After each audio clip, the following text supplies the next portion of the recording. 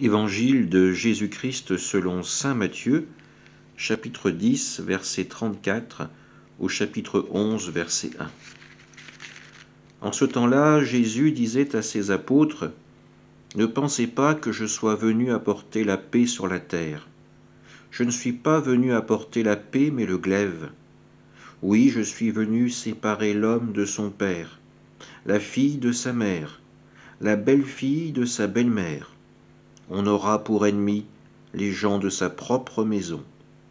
Celui qui aime son père ou sa mère plus que moi n'est pas digne de moi. Celui qui aime son fils ou sa fille plus que moi n'est pas digne de moi.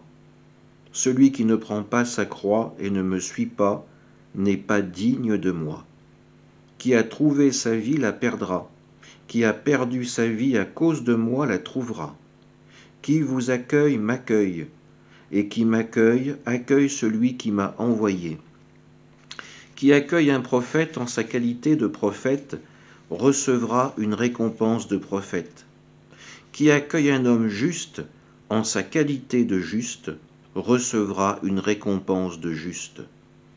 Et celui qui donnera à boire, même un simple verre d'eau fraîche, à l'un de ses petits en sa qualité de disciple, amen, je vous le dis, non, il ne perdra pas sa récompense. » Lorsque Jésus eut terminé les instructions qu'il donnait à ses 12 disciples, il partit de là pour enseigner et proclamer la parole dans les villes du pays.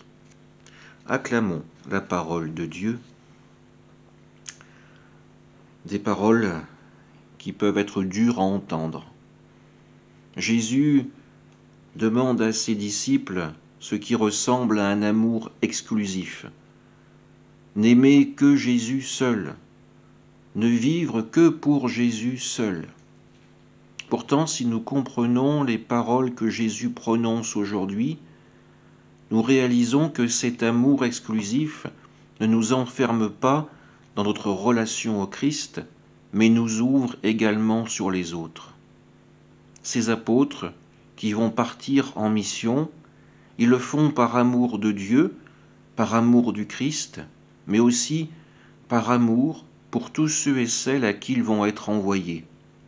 Les personnes qui vont les accueillir, ceux qui vont leur donner ne serait-ce qu'un simple verre d'eau, pourront à leur tour entrer dans l'alliance avec Dieu. Ce que Jésus nous invite à faire aujourd'hui, ce n'est pas vivre une vie égoïste et fermée sur nous-mêmes, c'est avant tout accueillir l'amour de Dieu pour être à notre tour des porteurs d'amour, des porteurs de lumière, des messagers du Seigneur. Amen.